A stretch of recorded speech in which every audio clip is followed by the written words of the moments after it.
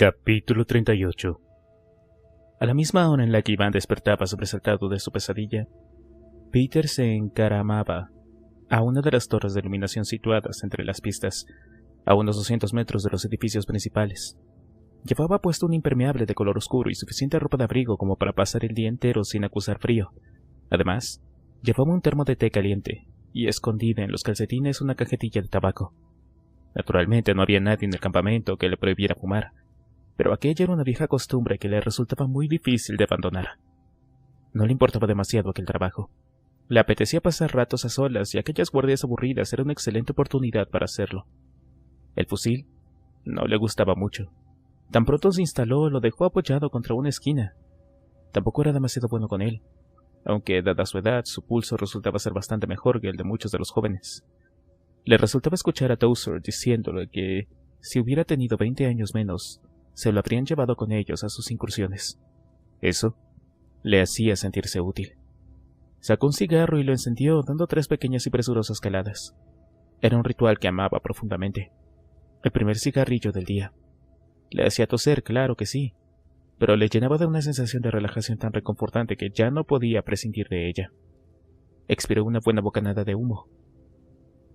«Va por ustedes, cabrones», dijo, mirando las filas de muertos vivientes. De repente, se quedó mirándolos como si algo estuviera fuera de lugar. No había... Sí, eso era. No había demasiados esa mañana. Era como asistir a la maldita carrera urbana anual. Se agolpaban contra las vallas, formando una taberna informe que se movía como un par picado en un día de viento. «Dios», dijo inquieto. Se giró sobre sí mismo siguiendo las filas de muertos, y entonces dejó caer el cigarrillo, que había quedado prendido al lado inferior. Se apagó casi inmediatamente al contacto con la madera húmeda del suelo. Eran los zombies. Estaban entrando en el complejo. ¿Pero cómo había ocurrido? Había pasado por ahí no hacía ni 3 minutos. Eran apenas una docena, pero su número se multiplicaba en claras progresiones geométricas a medida que cruzaban las puertas del acceso. Ni siquiera recordaba haber visto esas puertas abiertas desde que allí siempre usaban las alcantarillas para desplazarse. Peter consideró sus opciones.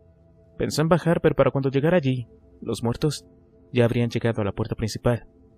Ya eran un número más que considerable invadiendo el recinto y propagándose como un fuego sobre un montón de heno. Entonces cogió el fusil, con el estómago contraído y duro como una tabla de cocina, y se apostó sobre la barandilla. Disparó 3 veces consecutivas, confiando que el sonido de los disparos alertara a los demás. Pero entonces se recordó a sí mismo que además del fuerte aguacero tenía el viento de frente, y lo más probable es que apenas escuchara nada dentro del edificio. Entonces, impulsado por la necesidad imperiosa de reaccionar de un modo u otro, apuntó a los zombies. Caminaban deprisa, más rápido de lo habitual, pero intentaría abatir a los que se encontraran más cerca de la puerta, para darles el mayor tiempo posible a los de dentro. El primer disparo le arrancó a uno la oreja de cuajo. Trozos de minutos de carne salieron despedidos en todas direcciones, pero eso no pareció detenerlo. El segundo levantó un buen pedazo de carne de la zona de la espalda.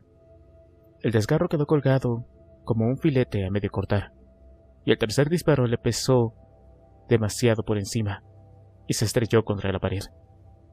Enfurecido consigo mismo, Peter abrió sus piernas un poco más para asegurarse más estabilidad. Cogió el rifle con más firmeza y miró de nuevo por la mirilla. No la habían entrenado para corregir la trayectoria teniendo en cuenta factores como la lluvia o el viento, y de hecho, tampoco había tenido oportunidad de practicar demasiado. Pero aseguró a sí mismo que iba a batir a aquel hijo de puta. Hizo un cuarto disparo, y esta vez le impactó. Y este mismo lo hizo volar la tapa de la cesera, desparramando su contenido en una nube espeluznante. El zombi se desplomó como si alguien hubiera apagado un interruptor. Eso le hizo sentirse un poco mejor. Apuntó a otro, y esta vez solo necesitó 2 disparos. Otra vez quedó su cuerpo tendido sobre el suelo, totalmente inmóvil. Levantó la vista, y vio que los muertos estaban llegando ya a la puerta de entrada. Hizo 3 disparos más, pero los falló todos, presa del nerviosismo. Por fin, cuando creía que estaba todo perdido, vio a alguien encerrado en la puerta de cristal en el último momento. «Sí», se oyó decir, embriagado con un renovado entusiasmo. Intentó disparar contra los zombies que se acercaban, pero no consiguió abatirlos. Dejó un desgarro importante en el pecho de uno de los muertos, el cual se tambaleó unos cuantos pasos hacia atrás, pero recuperó el equilibrio y continuó avanzando. Entonces, mientras paseaba la mirilla intentando volver a calcular el tiro, uno de los cristales situados tras los espectros estalló inesperadamente, viniéndose abajo en 1000 pedazos. Levantó la cabeza para ver mejor qué ocurría. Peter no vio cómo el padre Isidro había disparado contra el cristal, ni escuchó el disparo desde su posición. Para él, la forma vestida de negro que se hallaba frente a la vidriera no era diferente del resto de los muertos, pero los vio precipitarse casi a la carrera contra la entrada, y con eso tuvo suficiente. Volvió a mirar por la mirilla y a concentrarse en los blancos que ofrecían más posibilidades de impacto. En los siguientes minutos, abatió al menos a 10, disparando repentinamente, mientras el sonido de los truenos minaba su confianza. Los muertos seguían entrando, imparables como una cadencia continua, y cada vez que uno cruzaba el marco de las ventanales, su esperanza de que estuviera resistiendo ahí dentro empezaba a mermar. Disparaba al azar, a unos y a otros, y todo lo que acababa delante de su mirilla. Cuando se quiso dar cuenta, había acabado ya con el segundo cargador, y solo le quedaba un tercero. Entonces, se incorporó exhausto, y miró hacia abajo. Los muertos se habían extendido por la práctica total de las pistas deportivas. Estaban por todas partes, a su alrededor, rodeando el edificio principal y entrando en él, a través de todos los ventanales ahora ya destrozados sin excepción. Peter se sintió derrotado.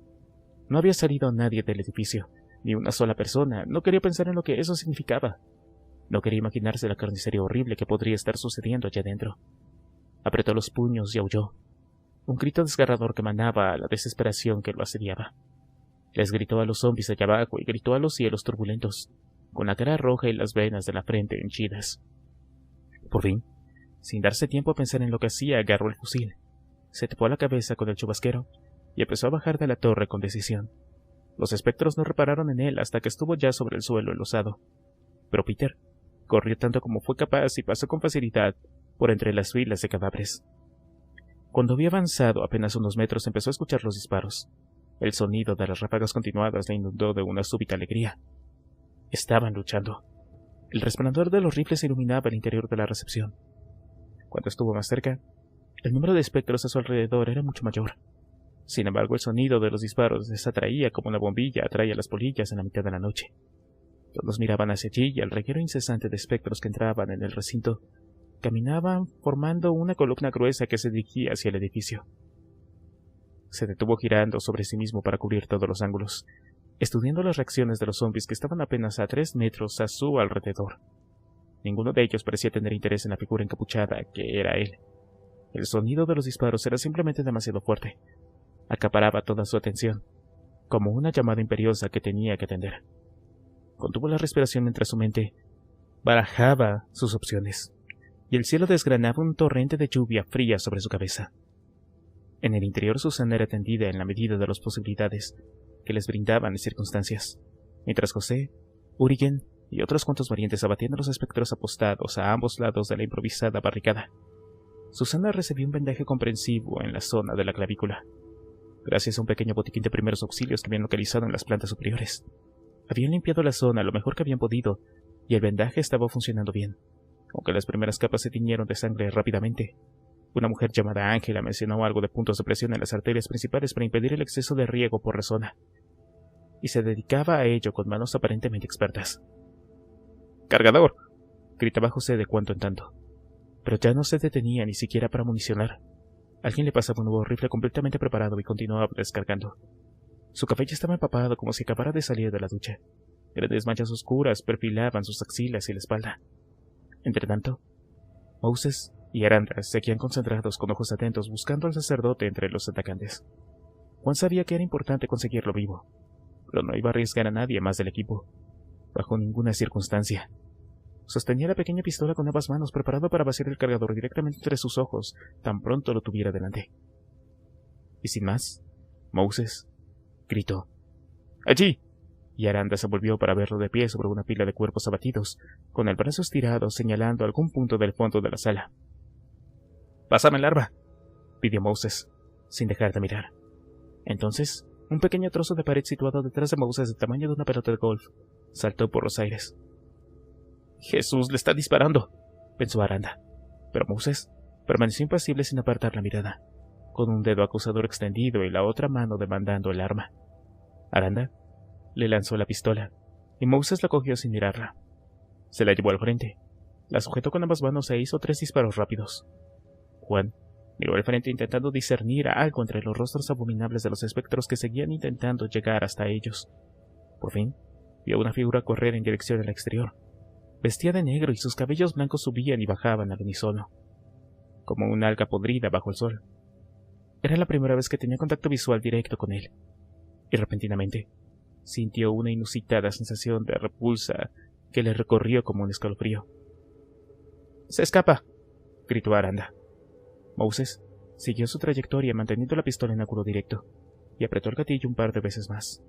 Uno de los disparos le acertó a un espectro que se puso en medio, hundiéndole el hueso entre los ojos y revelando una mucosidad negruzca y reseca.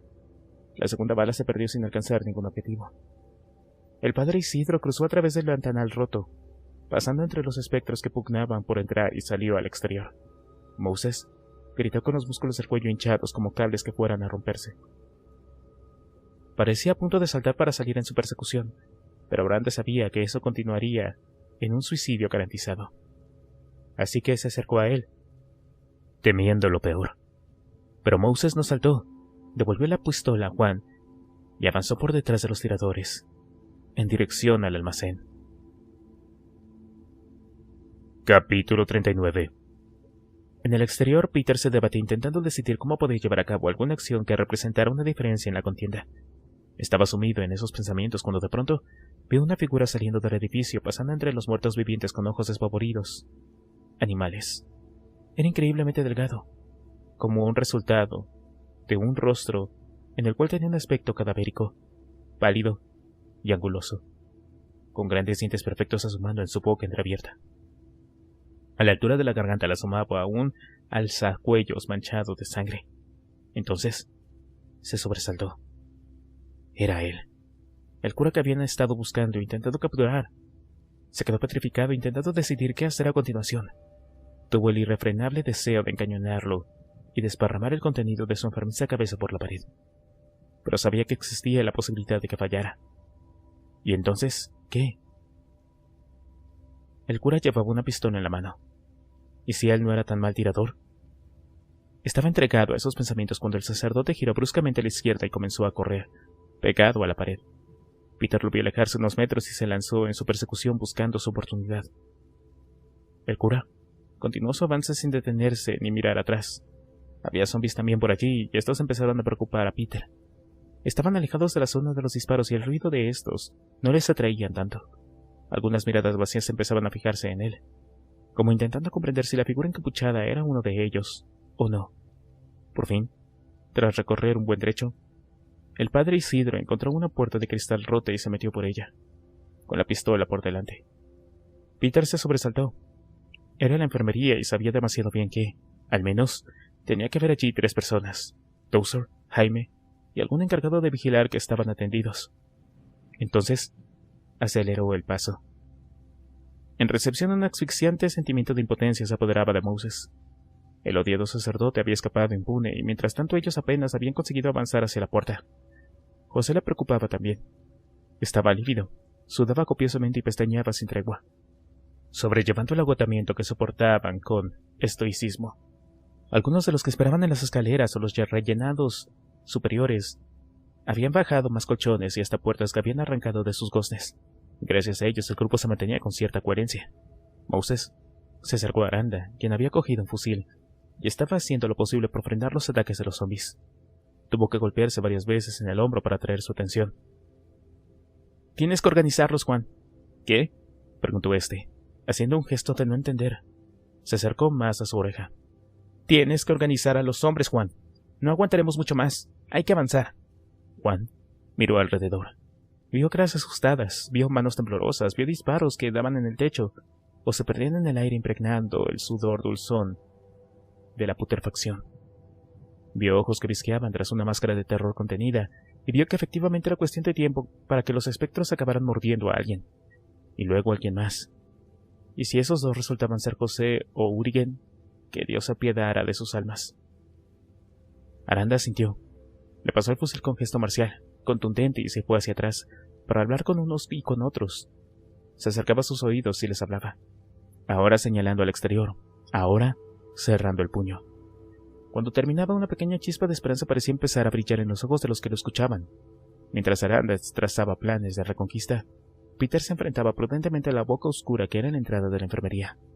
La oficina estaba vacía, si bien los cristales de la puerta ya estaban rotos antes de que el sacerdote la cruzara. Se dijo que era de suponer que podía haber al menos algunos zombies ahí dentro. Miró hacia atrás y vio que algunos de los espectros le estaban mirando y empezaban a dar pasos dubitativos hacia él. Así que se deslizó al interior para apartarse de su línea de visión. Quedó apoyado contra la pared, enterrado en las sombras de la esquina. Intentó concentrarse en el silencio que parecía dominar la enfermería.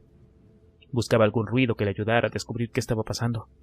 Rogaba a Dios que aún hubiera tiempo, que Dowser y los demás siguieran vivos, y se obligó a dar pasos silenciosos hacia las habitaciones del fondo, con el rifle preparado.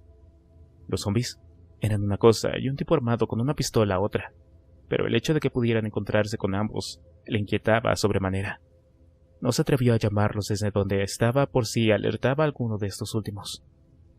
Llegó hasta el corredor sumido por penumbras intentando tranquilizar su propia respiración, que se le antojaba aparatosa y descontrolada. La puerta de la izquierda estaba abierta y los corredores que se alejaban hacia el fondo y el despacho del doctor Rodríguez, vacíos y oscuros. Por lo menos hasta donde se podía ver. Peter probó el interruptor de la luz que tenía a mano, pero no funcionó. Se asomó a la habitación con infinito cuidado, como el que abre una cesta esperando encontrar dentro una serpiente venenosa. Primero vio las camas deshechas pero vacías, y solo entonces reparó en una forma de aspecto humanoide que permanecía inmóvil cerca de la pared del fondo. Sus ojos blancuzcos, que resaltaban en medio de las penumbras, se mantenían fijos en el techo. Se escondió rápidamente tras el marco de la puerta. «Bien», dijo, intentando mantener la serenidad. «Ahí está». Se daba perfecta cuenta de que no iba a poder cruzar hasta el otro lado sin llamar la atención del zombi, así que levantó el fusil con cuidado de no hacer ruido y empezó a asomarlo por el marco. Cuando casi lo tuvo a tiro, un ruido atronador y violento desgarró el silencio que le rodeaba. El marco de la puerta, a escasos centímetros de su cabeza, estalló como un grano de maíz en un microondas. El zombi que estaba en la habitación dejó escapar un ruido ronco y abominable. Peter se agachó instintivamente. Le estaban disparando. Giró la cabeza siguiendo la fuente del sonido y lo vio, con ojos blancos y grandes como huevos taladrándole la mirada. Era el maldito sacerdote. Peter se lanzó al interior de la habitación en un desesperado intento de salir de su línea de tiro. Cayó encima de la cama, donde intentó darse la vuelta como pudo. No fue demasiado rápido. No obstante, y el muerto viviente se lanzó sobre él, como un perro que no ha comido en una semana, con los dientes grandes y horribles asomando en su boca congelada en un grito eterno. Peter le detuvo lanzando su mano hacia la cabeza mientras sujetaba su muñeca con la otra. El fusil se deslizó a un lado y quedó bajo su espalda, fuera de todo alcance. El padre Isidro apareció en el umbral. Su sonrisa perfecta destacaba contra sus facciones oscurecidas por la falta de luz. Le apuntaba con el cañón de su pistola. «Dios, oh Dios». La mente de Peter era un vorágine de pensamientos contradictorios mientras luchaba por impedir que el zombi se le acercara. Buscaba su carne con una vehemencia animal. «Dijo el padre Isidro, moviendo el cañón de su pistola hacia arriba y abajo. «Es el cáliz de mi sangre, sangre de la alianza nueva y eterna, que será derramada por ustedes y por todos los hombres, para el perdón de los pecados». «No», chilló Peter adivinando su próximo movimiento. En el último momento dejó que el zombi se inclinara sobre él, y él disparó. Le impactó directamente en la parte superior de la espalda cerca de la nuca. Pero el muerto viviente parecía no notar nada. El sacerdote dio unos pasos para buscar un mejor ángulo, sin dejar de apuntarle. Peter luchaba con todas sus fuerzas, empujando su cabeza ya con ambas manos. El contacto con la piel era blando y gomoso. Entonces, el padre Isidro soltó un chillido agudo y cayó al suelo, dejando caer el arma, mientras pugnaba con el zombi, sintiéndose como un escarabajo que intentaba darse la vuelta sin éxito. Peter intentaba mirar hacia abajo para ver qué había ocurrido. Hasta sus oídos llegaban ruidos confusos que no podía identificar. «¡Lo tengo!», dijo una voz debajo de la cama. Entonces, alguien tiró del zombi hacia atrás, alejándolo de él. Peter pestañeó varias veces jadeante, intentando comprender. Era el doctor Rodríguez. que había cogido al espectro por el cuello usando ambos brazos, y lo mantenía alejado de su cuerpo. El muerto se debatía con violencia, sacudiendo ambos brazos. ¿Qué? Musitó Peter sin comprender. —¡Suéltame, perro hijo de Satanás! —bramó el sacerdote detrás suya. Peter se giró, asomándose por el borde de la cama.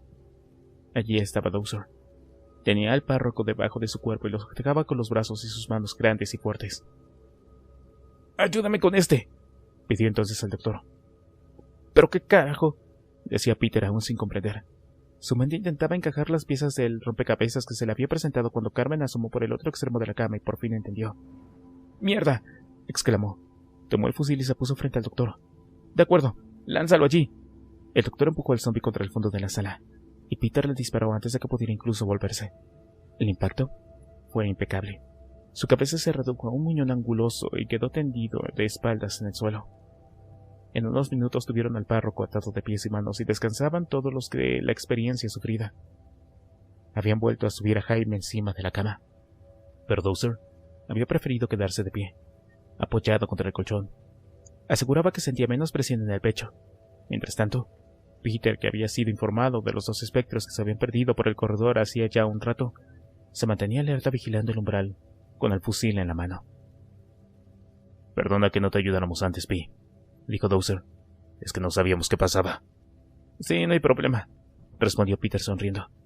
Si no hubieran estado ahí abajo, ese cabrón me habría hecho un agujero nuevo. —Joder que sí.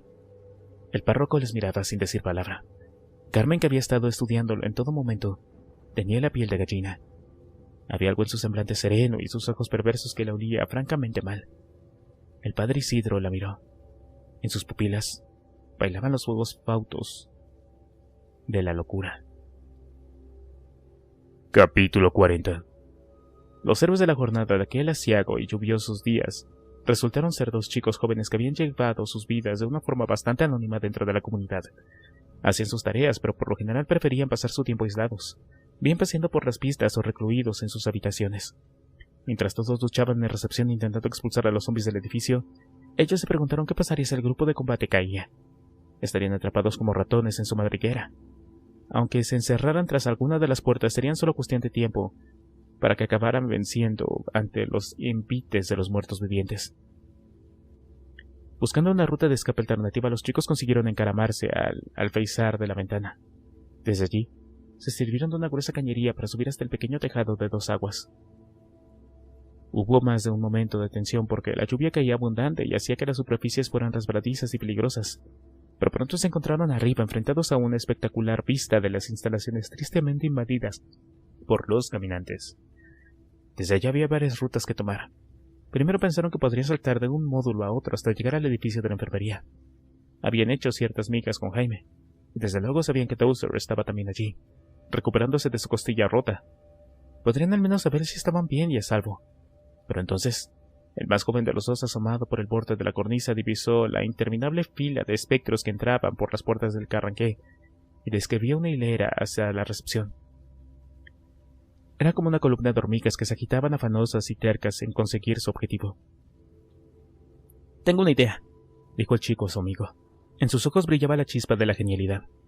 Cuando escuchó el plan, su amigo asintió con rapidez y contundencia. Volvieron sobre sus pasos y volvieron a entrar en el edificio a través de la ventana. Para entonces ya estaban completamente empapados. Fueron derechos a la pequeña piscina ubicada al principio del pasillo distribuidor, donde habían acumulado gran variedad de productos como bolsas de patatas y frutos secos, pero también una buena cantidad de botellas de alcohol, sobre todo whisky. No bebían mucho, sobre todo porque cada uno tenía responsabilidades que atender cada día y había que mantenerse sobrio y útil, pero de vez en cuando se permitían alguna pequeña reunión social y entonces el whisky era muy bien aplaudido. La idea, por supuesto, era fabricar un cóctel molotov, utilizando el whisky como habían visto hacer en innumerables películas. La prueba que hicieron utilizando una vieja camiseta como mecha, sin embargo, no funcionó en absoluto. El whisky se evaporaba rápidamente y el invento acababa resultando más una molestia temporal que otra cosa. Decepcionados, se dejaron caer en el suelo. «En la mitad oscura funcionaba», dijo el más joven. «Pues ya ves que no. Además está la lluvia», dijo el otro. «Necesitamos otra cosa». Buscaron por la habitación excitados por el sonido constante de los disparos que les llegaban desde abajo. Algunas de las mujeres seguían deambulando por los pasillos abrazadas unas a otras. No se atrevían a bajar, porque la escalera era una alfombra salvaje de cuerpos abatidos y apilados en escalofriantes montañas. Por fin, uno de los chicos encontró lo que buscaba. Olvidados en un rincón habían algunos botes de disolvente de tamaño industrial. Un gráfico naranja surcado por bordes amarillos adornaba todos los botes con una señal escrita en grandes caracteres de imprenta. Altamente inflamable. Probaron a verter un poco de la misma esquina donde habían hecho la prueba con el whisky, y el líquido, pese a ser poco, se mantuvo en llamas durante más de medio minuto, burbujeante como un lago de lava. Satisfechos vaciaron las grandes botellas de whisky y montaron sus pequeñas bombas. 10 de ellas estuvieron pronto dispuestas en una pequeña caja de cartón rígido provista de tapadera. Subirlas al tejado fue, sin embargo, una extraordinaria prueba de habilidad y fuerza en sí misma. Cada botella de whisky pesaba unos 4,5 kilos, así que el total ascendía a 45 kilos de peso. Pero finalmente, se encontraron de nuevo encaramados al tejado de 2 aguas, jadeantes, con los brazos cansados y las gotas de lluvia resbalando de sus cabellos húmedos. Muy poco después se encontraban a menos de 10 metros de la entrada principal, por donde los caminantes se infiltraban en el campamento como hinchas de algún grupo musical el día álgido del concierto estrella de la temporada. «Con fuerza, ¿no?», dijo el más joven prendiendo la primera mecha. Había entreabierto la caja para evitar que la lluvia mojara los trozos de tela que iban a servir de mecha.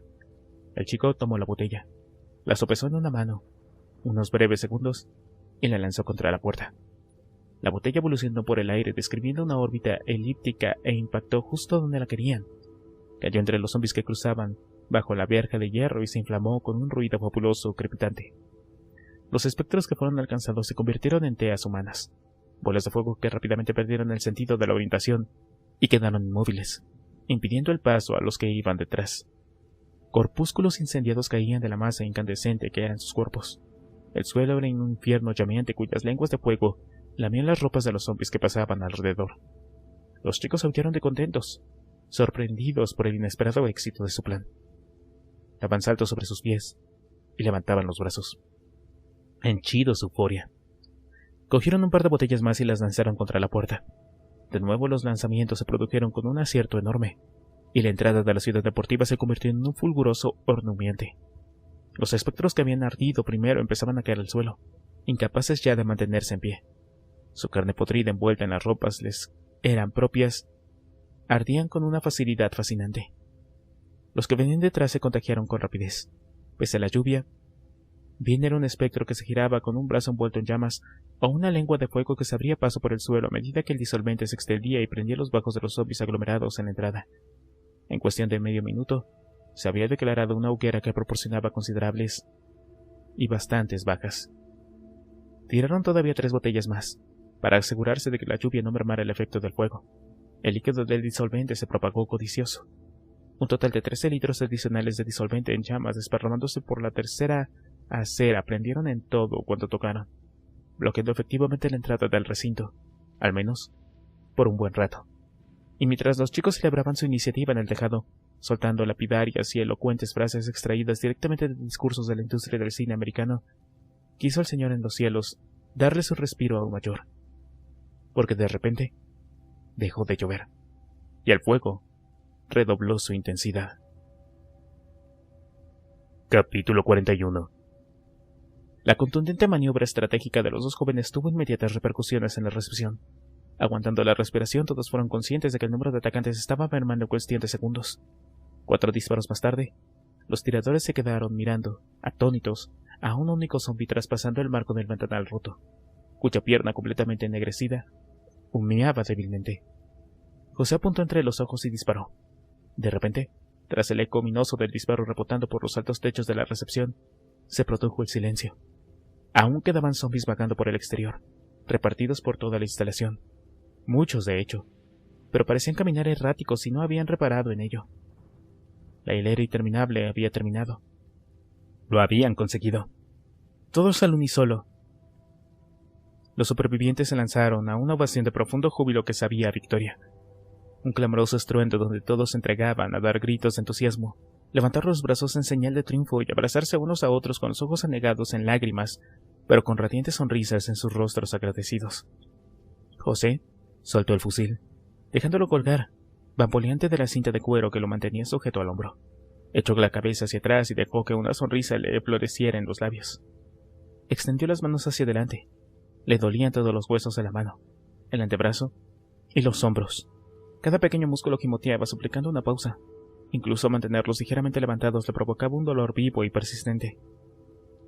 «Oye, ¿estás bien, Pecho Lobo?», le preguntó Urigen acercándose a él. «No puedo disparar ni una bala más, amigo». «Te entiendo, no pasa nada. Creo que la tenemos controlado». Aranda llegó hasta ellos.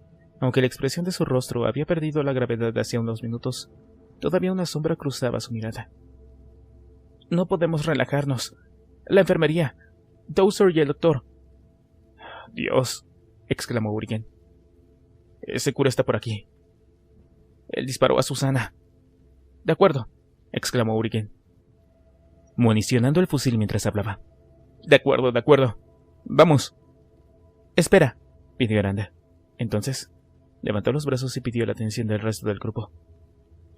«Atención, por favor. Esto no ha acabado, aunque estamos cerca. Lo peor ha pasado, pero necesito 2 grupos. Uno irá inmediatamente a la enfermería a ver cómo están nuestros amigos, y otro se encargará de abatir a todos los caminantes que tenemos en el recinto. Todos y cada uno de ellos. Hay que identificar también por dónde entraron y ver si está controlado. No queremos una segunda oleada como esta. Yo iré a la enfermería con Urigen y Moses. Creo que será suficiente». «Sí, nosotros limpiaremos el patio, Juan», dijo uno de los hombres. Había descubierto que no lo hacía mal del todo con el fusil, y por primera vez en muchísimos años, se sentía tan vivo que creía que el corazón iba a salírsele por la boca. «Bien, de acuerdo. Háganlo desde aquí hacia afuera. Nunca pierdan de vista la recepción. Recuerden que arriba hay mucha gente todavía, y tenemos a Susana que por el momento no puede moverse. Por lo menos alguien debe quedarse en la escalera». «Yo mismo», dijo otro de los tiradores. Por Dios que no le apetecía salir allá afuera, por mucho que dijeran que la situación estaba controlada. «Bien, vamos ahora». Pero apenas salieron fuera descubrieron el motivo que había impedido a los espectros seguir inundando el recinto. Un fenomenal incendio ardía en la puerta principal, levantando llamas fulgurantes que se erguían sobre la verja de hierro y oscurecían el tejado del cemento blanco. En el suelo se apilaban varios cuerpos cuyas formas negras se adivinaban en el rescoldo de las llamas. «Jesús», dijo alguien. Sin embargo, no tardaron en concentrarse de nuevo en abatir a los espectros que vagaban por la pista. No se precipitaban, no se separaban, y no perdían de vista ni sus espaldas ni la entrada de la recepción. Después de la agotadora experiencia de las escaleras, se sentían triunfadores, invencibles. Y esa adrenalina especial y nueva que recorría sus venas hacía que funcionaran mejor como equipo, y los disparos eran en su mayoría aciertos plenos. Aranda, Urigen y Moses recorrieron la escalera a distancia que les separaba de la enfermería. Sorprendieron a un caminante en muy avanzado estado de descomposición cruzando la puerta rota de cristal. Aranda pensó fascinado que era como si le hubieran raspado todo el costado. Sus costillas estaban expuestas y un órgano hinchado e irreconocible asomaba como un tumor abyecto y violáceo. Urigen acabó con la espantosa visión de un preciso disparo. Saliendo a recibirles encontraron a Peter. «Pi», dijo Urigen sorprendido de verle. «Hola, amigos. ¿Cómo está la cosa?», preguntó. «Más o menos controlada, Pi. ¿Cómo llegaste aquí?», dijo Aranda, más que contento de verle. «Estaba de guardia en la torre», contestó un poco incómodo. «Pero todo sucedió tan rápido. Yo no vi. En fin, vine para acá cuando pude, justo a tiempo. Eso creo. Iba a salir ahora. Escuchamos los disparos en el patio y... Están disparando a los muertos que quedan por las pistas. ¿Y Jaime? ¿Y Dozer? Bien. Estamos todos bien», exclamó, extendiendo una palma. «Están ahí adentro». Todos respiraron con alivio, relajando al fin su postura tensa hasta ese momento. «Acabo de limpiar las habitaciones del fondo», continuó Peter. «Así que esto está controlado también». Hizo una pausa para mirar a Moses directamente a los ojos. «Y tenemos a tu cura, Moses. Tenemos a ese hijo de puta». En apenas 3 horas, la situación dentro del campamento de Carranque se había normalizado. Las pistas deportivas fueron limpiadas y las verjas de la entrada habían sido temporalmente cerradas apilando muebles contra ellas, ya que los goznes de las puertas habían acusado notablemente el fuego, y no consiguieron hacerles girar. La barricada, no obstante, resistía notablemente bien. Susana había sido trasladada a la enfermería. El doctor Rodríguez limpió de nuevo la herida e hizo un fantástico trabajo de sutura. El disparo había pasado limpiamente por debajo del hueco de la clavícula, sin mayores complicaciones. así que pudieron hacerle incluso una transfusión gracias a que Susana compartía el mismo grupo sanguíneo que Dowser. Se quedó estable y adormilada. Los héroes del día fueron vitoreados y abrazados por todos cuantos se supo de su pequeña iniciativa. Estaban radiantes, aunque un poco incómodos por la tensión que habían generado. Andrea se acercó y les plantó un fenomenal beso en mitad de los labios, lo que los turbó a sobremanera. De hecho, también besó a José, a Urigen y a un buen montón de tiradores. También comenzaron rápidamente las tareas de limpieza, que se prolongaron por el resto del día. Nadie quería aquella amalgama de cadáveres infectando el interior del edificio. La cantidad que había de ellos en la recepción y las escaleras era sobrecogedora, y arrastrarlos fuera fue una dura prueba para todos los que intervinieron. Fue como mirar de cerca la muerte. Una vez caídos, aquellos desdichados no parecían menos humanos que ellos mismos. Formaron grandes piras y utilizaron un poco de disolvente para asegurarse que ardían débilmente. Columnas de humo negro se elevaron aquella mañana bien alto en el cielo. La electricidad fue también restablecida con prontitud. Resultó que el sacerdote solo había saboteado el panel principal, así que fue suficiente con cambiar algunos cables y fusibles y conectar de nuevo. Fue también afortunado que hubiera material suficiente para llevar a cabo la reparación sin tener que salir por suministros, porque nadie tenía ya energías para ninguna incursión por las alcantarillas. El padre Isidro fue trasladado al pequeño despacho del doctor Rodríguez, vigilado siempre por 2 guardias armados, aunque en ningún momento dijo nada. Sobra decir que tenía pendiente una larga charla con él. En cuanto a las bajas sufridas, hubo todavía una más. Encontraron a Julián y a Pablo entre los cadáveres, ambos con un disparo a la cabeza. Interpretaron que había sido el sacerdote, pero lo cierto es que después de morir por sus respectivas heridas, habían abierto sus ojos de nuevo y se habían levantado confusos y con la mente nublada con un manto rojizo y primigenio. Los sonidos que llegaban a sus oídos estaban distorsionados, ahora apagados, ahora estridentes. Los disparos de los fusiles eran como dolorosas punzadas en su radar mental, y las formas de los vivos les atraían como una buena cargada a un puñado de moscas viejas y gordas. Algo en el olor y en cómo refulgían. Pero no duraron mucho. Fueron abatidos en medio de la multitud de muertos vivientes sin que nadie reparara en ellos. Y esta vez sí, su cerebro se desconectó como un viejo ventilador que ha girado ya demasiado y se sumieron en las nieblas opacas del olvido. Pero nadie pudo localizar a Sandra o a Iván. Solamente cuando miraron la pizarra de tareas descubrieron que Iván tenía guardia en las alcantarillas hasta las 2 de la tarde. Así que 2 de los hombres bajaron hasta el sótano para ver si aún seguía allí. Bromeaban con la idea de que quizás Iván no se había enterado de nada y continuaba allá abajo sumido con el aire pútrido de sus propios pedos. Cuando llegaron no vieron a Sandra, que apareció de improviso saltando de entre las sombras hacia la yugular de uno de ellos. Consiguieron frenarla a tiempo, pero cuando aún lidiaban con ella, intentando reducirla, la cosa horrible que una vez fue Iván vino corriendo desde el fondo del corredor, con los ojos blancos y un grito escalofriante brotando en tropel de su garganta. La cosa se consiguió su objetivo, desnucando a uno de los hombres con un violento movimiento una vez tuvo su cabeza entre las manos. Por fortuna, para su amigo que había quedado petrificado en el suelo con una ardiente mancha de orina en los pantalones, la algarabia de la pelea había sido escuchada en el piso de arriba, donde imperaba una febril actividad. Uno de los tiradores del patio, ya con cierta maestría en el manejo de su fusil, acabó con ellos con hasta 7 disparos consecutivos. Iván se retorció en el aire haciendo grandes aspavientos con las manos antes de caer sobre el cuerpo de Sandra, privado ya de todo hálito de una u otra clase. Al final de la jornada se sirvió sopa caliente y se dijeron también algunas palabras sobre los caídos, y no solo sobre ellos, sino sobre todas las personas que habían vivido antes de la infección y que en aquel día habían sido devueltas al descanso eterno del que habían sido privadas. El discurso de Moses fue particularmente hermoso. Habló con voz clara y serena y tuvo aún algunos recuerdos para su hermano caído, el cojo, y para Mary, Roberto y todos los demás. Muchos rogaron por las almas de todos ellos. La noche trajo un silencio tan inusual que resultó no solo estremecedor, pero también insoportable. Capítulo 42. El nuevo día trajo sol y cenizas.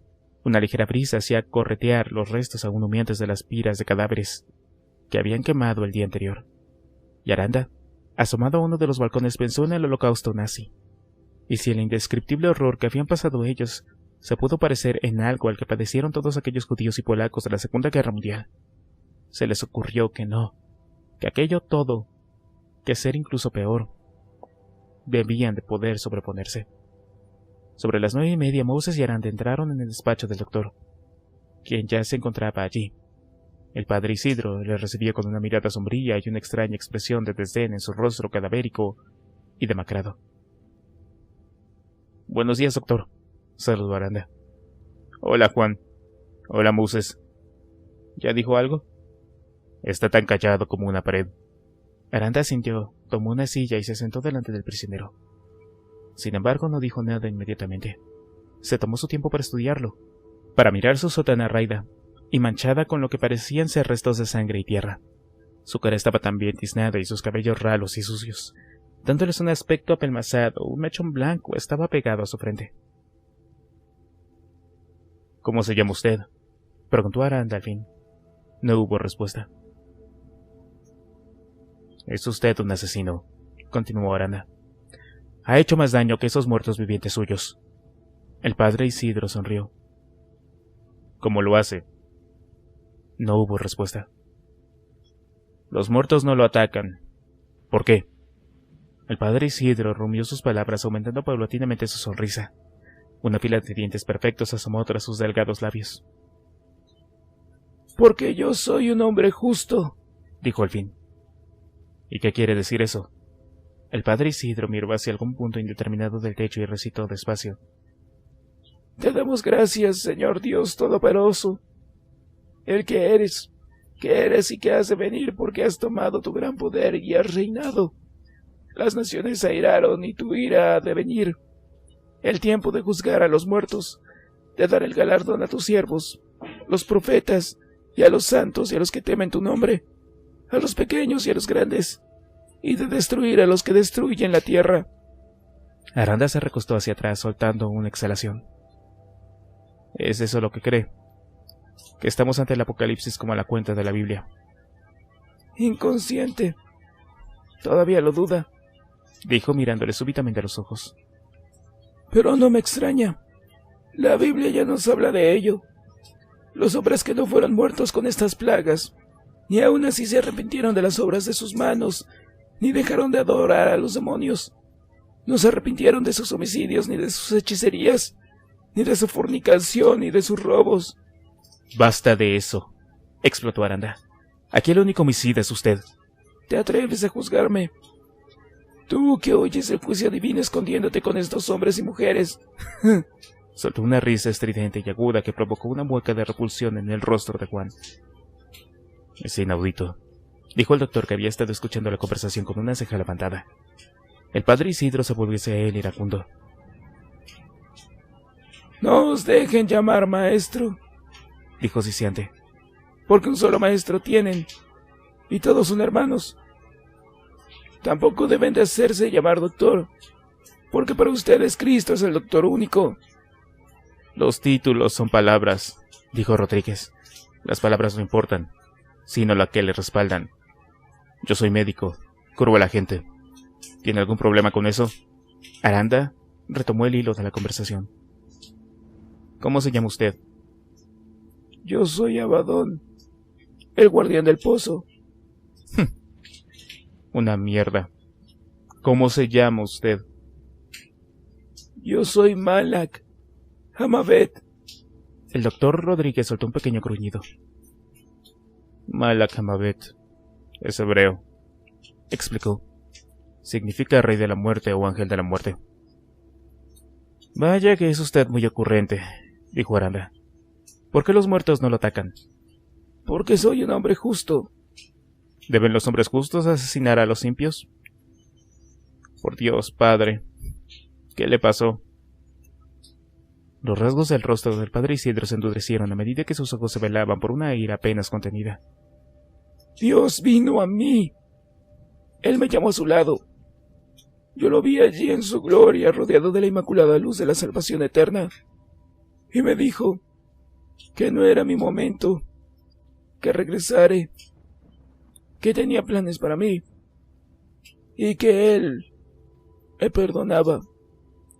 Durante un tiempo no lo vi, no entendía, no supe lo que me quiso decir, hasta que un día lo comprendí al fin. Salí afuera a encontrarme con su ejército para ser juzgado y Empezó a llorar sobrecogido por sus propias palabras. Y fue hallado inocente. Fui nombrado uno de sus salvos. Y entonces él me mandó una señal, un mensaje. Era una nota que traía el viento y vino a mí directamente a mis manos. ¿Entienden? Y supe cuál era mi misión. Ah, sí que lo supe. Aranda había entrecerrado los ojos como intentando descifrar sus palabras. ¿Y qué decía la nota?, preguntó. Moses a su lado cerró los puños inconscientemente. De pronto la expresión de beata revelación del cura desapareció. Volvió a emerger Sam, la mirada aviesa y torcida que conocían ya también. La nota decía: por favor, sálvanos. No tenemos agua. Estamos aquí en la plaza de la Merced. Rió de nuevo. Debajo de su risa había un sonido tenue, inquietante, pero débil, como el pitido de un asmático en plena crisis. Moses sintió que la sangre le subía como un torrente a la cabeza. Aunque había considerado la posibilidad en el pasado averiguar la forma, sin equivocaciones, que las notas de Isabel habían servido para traer aquel horror sobre ellos, le pilló por la guardia baja. Apretó los dientes hasta que le dolieron las encías para evitar lanzarse sobre el cura. Aranda le miró brevemente con un rápido gesto de la cabeza. Había comprendido también a qué nota se refería. Recibe una nota de petición de socorro. Interpreta que Dios le está pidiendo que intente matarlos, preguntó Aranda. Es usted un loco chiflado. Yo sé quién soy. Y también sé quiénes son ustedes. Y sé lo que pasará. Aranda permaneció unos cuantos segundos mirándole a los ojos. ¿A cuánta gente ya ha matado? Como toda respuesta, el sacerdote hizo un gesto vago con las cejas. ¿A cuántos? Sí, ¿a cuántos ha sacado de su escondite y los ha lanzado contra su particular ejército de resucitados del Señor? ¿Eh? ¿A cuántos? De nuevo el silencio. ¿Por qué los muertos no lo atacan?, preguntó una vez más, ya sin esperanza de recibir una respuesta. No quiere entenderlo, ¿verdad?, respondió el padre Isidro. Lo sabría si hubiera escuchado las palabras del Señor antes de que fuera demasiado tarde. Pero estaban todos tan ocupados con sus formas tan estúpidas de pensar, fortunas personales, decadencia espiritual, ocultando el concepto mismo del pecado en aras de la prosperidad social, que olvidaron que Él estaba vigilando. No me haga empezar. Las drogas, la desigualdad fiscal, la hipocresía. Ahora el Señor se ha cansado. Empezar un mundo nuevo llevándose a los justos, separando la cizaña del heno. Es demasiado tarde para todos. El perdón de Dios ya acabó. Pero Aranda se levantó de la silla y le dejó parroteando, entregando a su incesante verborrea. Se acercó a Moses y al doctor. Salgamos un momento. Una vez estuvieron fuera del laboratorio del lector, Aranda soltó un profundo y pesaroso suspiro. ¿Qué piensas?, preguntó. Que está como una puta cabra, soltó Moses negando con la cabeza. Casi me da pena. Necesita una bañera de Prozac y un electroshock en su jodida cabeza de lunático. Sí, sin embargo, dijo Rodríguez reflexivo. Es interesante algo que ha dicho. ¿A qué te refieres? Lo de que de Dios lo llamó a su lado y todo eso. En fin. Mira, trabajaba en el hospital como médico forense y comía todos los días con otros médicos. Las experiencias cercanas a la muerte están muy documentadas. Las recogemos como SMs. Son interesantes. Salvando cierto grado de variabilidad intercultural, los SM presentan bastantes patrones comunes como la experiencia extracorporal, el pasaje a través del reino de la oscuridad hacia una zona iluminada por una luz brillante y el encuentro con seres celestiales. Si alguna vez he oído un relato sobre SMs, créanme, he oído muchos. El de este hombre es sin duda uno de ellos. Aranda pestañeó. Estás jugando, ¿verdad, Doc? En absoluto. El Instituto Gallup hizo un estudio que estaba a su vez basado en un análisis anterior emitido por otro grupo de investigadores de no menos renombre. Se determinó que de cada 100 personas que han estado clínicamente muertas, el 40% ha tenido experiencias similares a la SM prototípica que les acabo de describir. ¿Y a dónde quiere llegar con esto? No entraré en si realmente pasó algo o no. No me parece el momento ni el lugar para semejantes conjeturas. Lo que quiero decir es que nuestro cura pudo realmente haber tenido esa experiencia, que él, en sus circunstancias personales, identificó como religiosa. Lo que nos lleva a identificar una premisa obvia, que el padre estuvo en algún momento clínicamente muerto. ¿De acuerdo?, dijo Aranda despacio. Creo que ahora sé lo que quiere decir. ¿Que están diciendo que es una especie de zombie?, preguntó Moses confuso. Bueno, yo no diría eso. Pero si estuvo clínicamente muerto durante, no sé, puede que 1 minuto o 1 minuto y medio, es posible que el agente patógeno que he identificado en todos los caminantes y que hemos analizado se hiciera con el control de su organismo, al menos en parte. Pero no me explico cómo pudo sobrevivir a eso. El virus del que hablamos es extraordinariamente agresivo. Sabemos que está en el aire, por todas partes, y que infecta a todos los seres humanos que fallecen, tomando el control de todas las palancas, por así decirlo, haciendo que vuelvan al estado de semivida prolongada que conocemos tan bien. Pero no sé cómo consiguió controlarlo. Una vez que la gente se instala en la sangre, el proceso es imparable. Reflexionó por unos instantes antes de continuar. Me gustaría examinarlo. Analizar su sangre, su tejido celular, todo lo que sea posible. Doctor, dijo Aranda despacio. Francamente no veía el momento. Capítulo 43. El doctor Rodríguez se mantenía encerrado en su pequeño laboratorio tanto tiempo como lo era posible. Pidió que le llevaran la comida allí mismo y se acostaba tarde y se levantaba temprano. Aranda pasaba horas largas acompañándolo, aunque percibió que cuando se trataba de hacer pruebas de análisis, el doctor prefería trabajar en silencio. El sacerdote fue movido de nuevo a una de las habitaciones adyacentes. De vez en cuando se regalaba con exaltados discursos llenos de ominosas citas del Apocalipsis. O se entregaba a la tarea de profetizar horribles desastres para todos los que se escondían en el campamento. Cada vez que volvía, Aranda le preguntaba si había novedades, pero el doctor protestaba en voz baja con algunos gruñidos ininteligibles. Luego declaraba que no quería equivocarse y rogaba paciencia. Susana se encontraba ya sorprendentemente mejor. Después de un largo y reparador sueño, aceptó una invitación a jugar a las cartas y pasó una tarde agradable en compañía de José, Urigen y Dowser. El corpulento Dowser también se encontraba mucho mejor, y aunque durante la partida, tendido sobre la cama, estuvo inclinándose sobre un costado y el otro, no acusó dolor. Aranda intentó también hablar en varias ocasiones con el párroco, nunca obteniendo nada, ni siquiera su nombre real. A aquellas alturas, apasionados delirios le inspiraban más compasión que otra cosa. Moses, por su lado, pasaba casi todo su tiempo con Isabel. Me siento como una especie de ángel de la muerte, le dijo ella mientras compartían un atardecer cuajado de tonos anaranjados y rosas. ¿Qué estás diciendo?, preguntó Moses. No lo sé. Primero fue la casa de la Plaza de la Merced, luego nosotros, tu casa de la calle Beatas y ahora aquí también. Isabel, dijo Moses, pasándole una mano por encima del hombro. Tú no tienes la culpa de nada de esto. El hombre que ha provocado todos esos desastres está allí adentro con el doctor. Pensé en ir a verlo. No quieres verlo.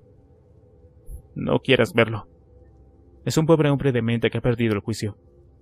¿Y sabes qué es lo más curioso? Si de verdad el doctor puede descubrir la razón por la que los muertos vivientes lo ignoran, entonces podremos decir que quizá Dios sí le señaló a él entre todos los hombres. Pero como suele ocurrir, malinterpretamos sus designios. Y lo que pudo ser un vehículo para la salvación de todos los que habíamos sobrevivido, casi se convierte en la hoja de la guillotina. Isabel reflexionó sobre sus palabras. ¿Qué harán cuando el sacerdote... terminen de examinarlo?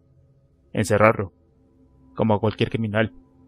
Lo mantendremos encerrado en alguna parte. Podrá salir a pasear y en Navidad tendrá una comida especial. Dime qué otra cosa podemos hacer. Isabel asintió. ¿Crees en Dios, Moe? Sí, creo que sí. Él me ayudó a salir de la vida que llevaba. Antes, era un poco diferente de como soy ahora. Bebía mucho, vivía encerrado en mí mismo, para mí mismo. Hace poco me enfadé con él, ya sabes, cuando me arrebató a Josué. Dios, cómo quería a ese hombre. Me enfadé con él por permitir que todo esto sucediera. Ya han muerto tantos, Isabel, tantos. Pero ahora pienso de manera diferente. Escuché a ese pobre loco hablar y escuché su historia y ahora estoy convencido de que él nos ha traído a ese hombre, que guarda la solución a todos nuestros problemas, de que lo conseguiremos, que él aprieta pero no ahoga, y como decía mamá, que siempre que cierra una puerta abre una ventana. Isabel suspiró, observando cómo las nubes evolucionaban ante sus ojos. La luz cambiaba a cada poco, arrancando destellos brillantes a las formaciones más altas mientras que la oscuridad caía lentamente sobre el campamento. «Mo», dijo Isabel en voz baja. «Sí». «Abrázame». Moses volvió a rodearla con su brazo y la trajo hacia sí. Ella se acurrucó en su costado, apoyando la cabeza contra su hombro. Permanecieron en silencio sin decir nada mientras pasaba otro día. Un día más. Solo un día más. A las 6:15 del siguiente día, el doctor Rodríguez llamó a la puerta del dormitorio de Aranda. Le recibió medio desnudo y soñoliento. «Antonio, dime, ¿ocurre algo?» «Creo que sé qué ocurrió», dijo, con una media sonrisa en su cara fatigada. Aranda le miró perplejo. «De acuerdo», dijo reaccionando al fin. «Por favor, solamente dame un minuto para ponerme algo y me lo cuentas». 10 minutos más tarde estaban otra vez en su laboratorio. Había una buena colección de latas de refresco con cafeína sobre la mesa. Era evidente que el doctor había estado trabajando toda la noche. «Mira esto». Le enseñó unas muestras que había colocado en unos cristales, de los que se usan para observar por el microscopio.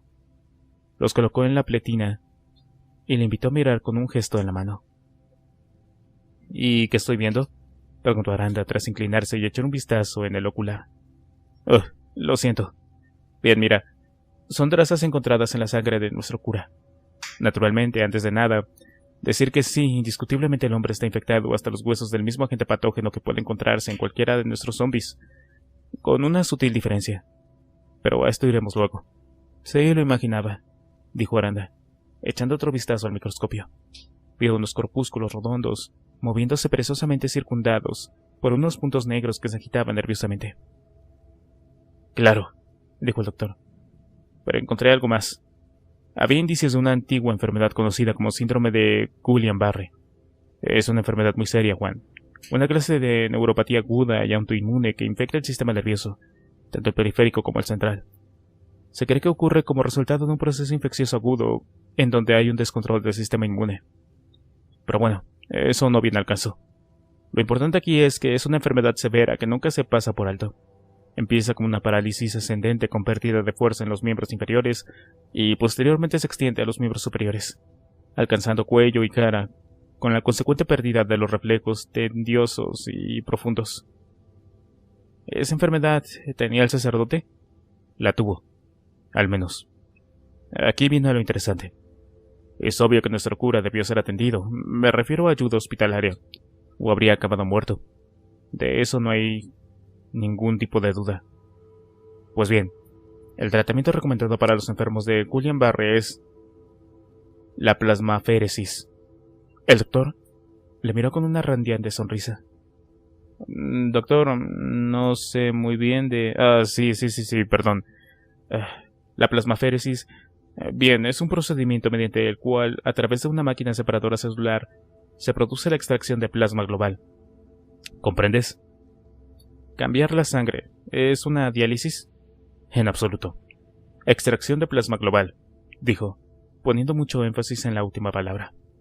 Toda la sangre se cambia y se renueva. Ok, entiendo. Tiene muchas complicaciones. Por eso creo que encaja.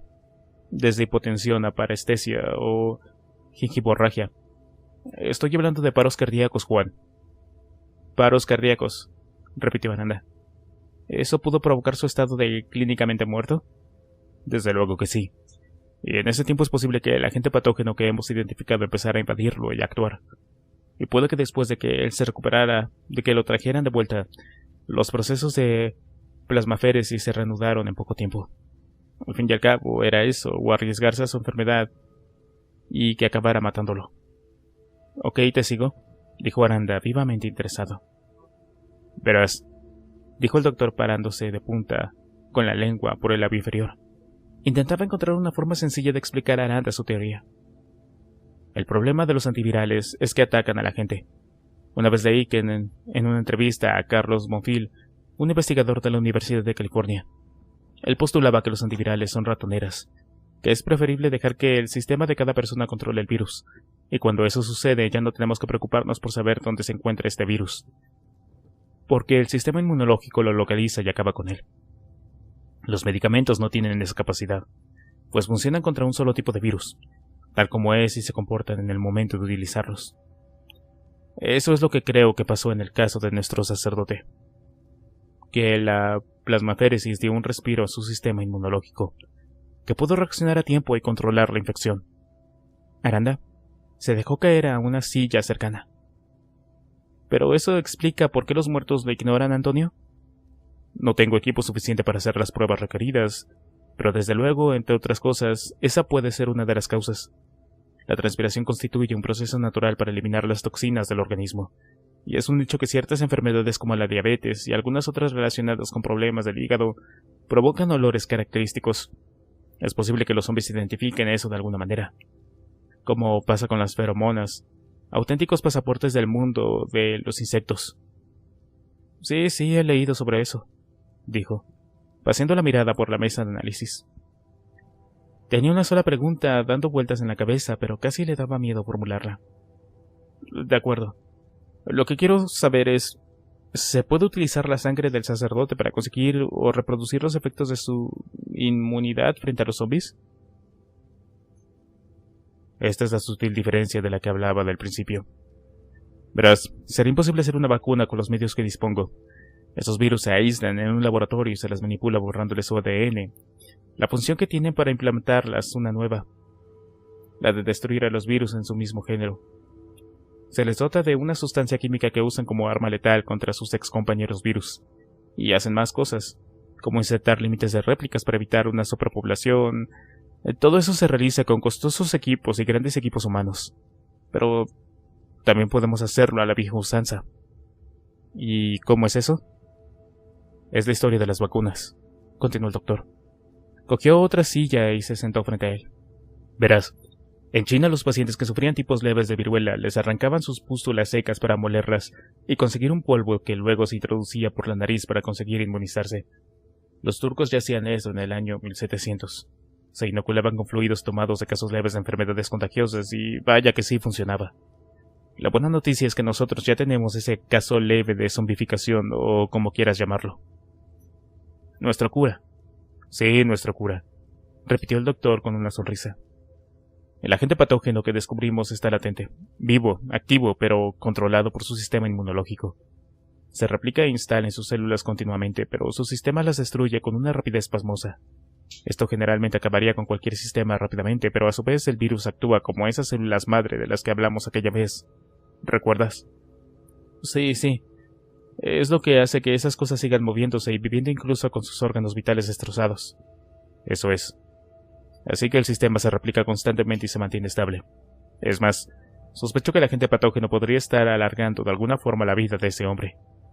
¿Has visto su aspecto? No has visto sus heces, desde luego. ¿Doctor? Preguntó Aranda de repente. Sí. ¿Por qué siempre dice agente patógeno en lugar de virus? Es mucho más corto. Hijo, la seguridad social se encargó de banalizar tanto esa palabra, que ningún profesional de medicina debería ya usarla bajo ningún concepto. Aranda soltó una sonora carcajada. Capítulo 44. A primera hora de la tarde toda la comunidad se encontraba en la sala acostumbrada. Habían sido avisados de que el doctor Rodríguez y Juan Aranda iban a poner sobre la mesa por fin los resultados de las investigaciones. El doctor Rodríguez apareció casi 10 minutos tarde. Aún así, recibió un estruendoso aplauso cuando recorrió el pasillo central en dirección al púlpito. Todos sabían demasiado bien lo duro que había estado trabajando en su pequeño laboratorio y se encontraban nerviosos e intrigados por conocer sus hallazgos. El doctor pidió silencio levantando ambas manos y sonriendo con cierta timidez. Cuando habló, sin embargo, lo hizo con voz clara, fuerte y firme. Les contó todo lo que había descubierto sobre el virus, cómo actuaba manteniendo activos a los caminantes y también sus más recientes descubrimientos sobre cómo el padre Isidro mantenía dicho virus latente en su interior. Cuando terminó la exposición hubo una tanda de preguntas. Casi todas eran recurrentes sobre temas ya expuestos que precisaban de una explicación más sencilla con palabras que todos pudieran comprender. De esas preguntas se encargó Aranda, Cuando ya no hubo más brazos levantados, Aranda expuso con tacto infinito la siguiente parte del plan. Había que probar la cepa del virus debilitado en alguno de ellos. Se produjo un intenso silencio. Aranda continuó entonces explicando que sería muy poco a poco. Inocularían cantidades controladas para estudiar, bajo la supervisión del doctor Rodríguez, cómo reaccionaba el organismo a la infección, etcétera, etcétera. Pero también indicó que naturalmente todo el proceso no estaba carente de peligro, incluyendo el riesgo de muerte.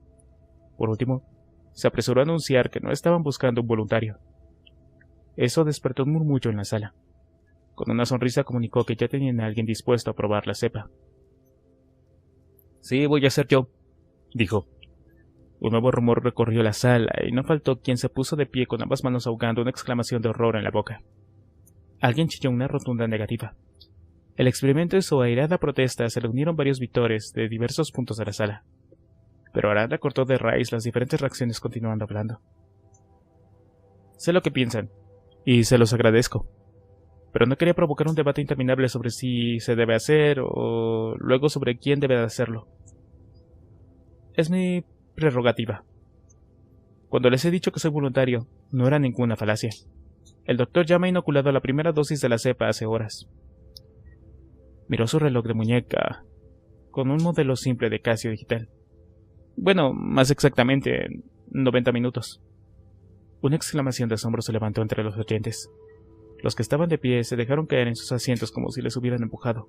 Aranda vio expresiones de asombro, de manifiesto horror y de pena, y aún otras, miradas valientes que le contemplaban con una mezcla de fascinación y reconocimiento. «Llegué aquí cuando Carranque ya era un campamento de marcha», dijo entonces Aranda. «Un campamento que funcionaba y que sobrevivía. Y me acogieron con brazos abiertos y el corazón generoso. Desde entonces me he sentido muy querido aquí y quiero que todo nos vaya bien. A todos. Por eso he hecho lo que he hecho. Y compréndanme, no hace tanto tiempo tomé la decisión equivocada de mandar a Jaime al desastre, y esa decisión casi acaba con Dowser también. Era mi turno de aceptar mi parte de riesgo. Además, continuó con otra sonrisa en el rostro sincero, quiero añadir que por el momento me encuentro perfectamente». Hubo algunas risas, aunque pocas y difuminadas, y no tardaron en desvanecerse. «A partir de este momento estaré todo el tiempo en la enfermería, vigilado como lo está nuestro prisionero. No sabemos qué puede pasar. Dowser, que por cierto se encuentra ya muchísimo mejor para todos los que han estado preguntando, tiene instrucciones de utilizar su arma si... bueno... si mis ojos se ponen en blanco y todo eso, pero confieso que no quiero que eso ocurra. Sugeriría de hecho tratar de tener una actitud positiva con todo esto. Y esto es todo por hoy.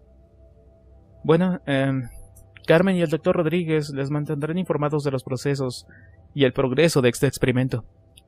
Si quieren pasar por la enfermería cuando les apetezca, ya saben que son todos bienvenidos. Buenas tardes a todos».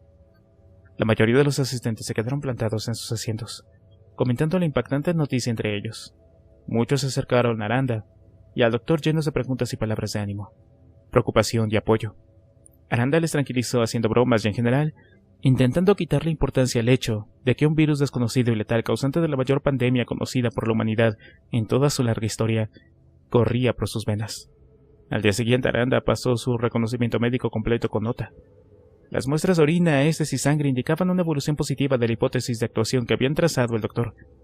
Durante todo el día recibía numerosas visitas y luego pasó la tarde jugando a las cartas junto con Jaime, Susana y algunos otros. Las risas de todos ellos podían escucharse muchos metros alrededor. Por la noche, antes de dormir, el doctor le inoculó otra dosis del virus.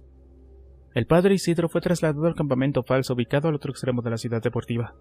Las ventanas tenían barrotes y la puerta, de pesado metal, se cerraba sólidamente con fuertes candados. Le dieron al menos un poco de lectura. Para sus horas de soledad, un ejemplar de la Biblia. Isabel, esta vez intencionalmente, le hizo llegar una segunda nota, la cual decía: «Lo perdono». A eso de las 3:30 de la mañana, Carmen despertó al doctor. «Es Juan, doctor. Está ardiendo». Juan temblaba en su cama, aquejado de una fiebre repentina de casi 40 grados. Carmen sugirió un baño en la piscina para bajar la temperatura, pero el doctor se negó rotundamente. «La fiebre es un agente protector natural», frente a la agresión microbiana. Carmen, a temperaturas tan elevadas nuestras defensas se activan más rápido y se vuelven más eficientes. Sin embargo, si le aplico una dosis de ibuprofeno... Al mediodía Aranda aún seguía sufriendo de fiebre, aunque algo más baja. Se sintió mareado. Tenía el estómago revuelto y apenas quiso probar bocado. ¿Es buena o mala señal?, le preguntó Moses al doctor cuando fue a verlo, acompañado de Isabel. La verdad es que no lo sé, contestó el doctor cabizbajo. Pero aquella noche, tras meditarlo mucho, el doctor volvió a inocularle la dosis que estaba programada. Al tercer día, la temperatura de Aranda subía a unas décimas por encima de las 40 grados. Esta vez el doctor le recetó paracetamol y le obligó a beber agua y numerosos zumos envasados. La orina que dejó en el baño tenía la pestilencia en el moho. Al anochecer, con lágrimas en los ojos, el doctor Rodríguez le inoculó la cuarta dosis. Cuando terminó, dejó caer la jeringa al suelo. La mano le temblaba como el día que tuvo que sujetar un flexo para salvar su vida, en el hospital Carlos Saya. Le parecía que había pasado toda una vida desde aquel aciago día. Aranda tuvo sueños infames. En ellos, él estaba en una cuna y sus padres venían arrastrando los pies por un largo pasillo, susurrando palabras desconocidas que sonaban como si tuvieran la garganta llenas de algas muertas. Intentaba escapar, pero los barrotes, herrumbrosos y húmedos, eran fuertes y sólidos, y no se desplazaba ni un ápice. Entonces, la habitación empezaba a llenarse de un agua negra y oscura como una mancha de petróleo, y él intentaba encaramarse a los barrotes. Pidió socorro con su voz infantil, pero sus padres ya no estaban allí. Habían desaparecido, y de la oscuridad de esa agua ponzoñosa, que se filtraba por todas y cada una de las baldosas del suelo, emergieron manos pútridas y crispadas que se abalanzaban sobre él. Se despertó chillando con la boca seca como una piedra, en un erial, y Carmen le susurró palabras cariñosas, le dio agua y le mojó la frente con un paño húmedo. Mis padres, dijo Aranda, todavía medio sumergido en el oscuro mundo onírico que se había construido. Tranquilo. Duerme. Le imprimió un beso en su frente sudorosa. La mañana trajo mejores noticias. Aranda había vuelto a una temperatura más o menos normal, aunque en ocasiones subiera unas décimas por cortos periodos de tiempo. Durmió casi todo el día. Al amanecer del octavo día, Carmencita se despertó sobresaltada en su butaca, situada al lado de la cama de Aranda. Estaba vacía. Corrió a llamar al doctor. Lo buscaron por toda la enfermería, pero sin éxito. Con lágrimas en los ojos, Carmen salió a la zona de las pistas a buscarlo, pero estas estaban completamente vacías. Lo buscaron también en el interior del edificio y por donde pasaban iban llamando a las puertas para dar voz de alarma. El doctor Rodríguez golpeó la puerta de la habitación de Moses y este salió a recibirlo alarmado. Al fondo, apenas visible por la luz que entraba por la ventana, estaba Isabel, desnuda entre las sábanas. Es Juan. No lo encontramos por ningún lado. Pero no pudo continuar. En poco tiempo casi todo el mundo se encontraba recorriendo las instalaciones.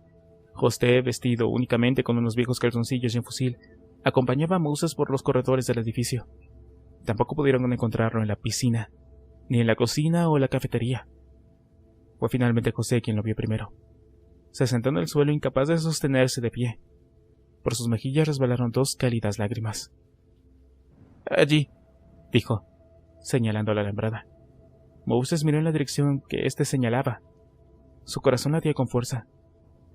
No había duda.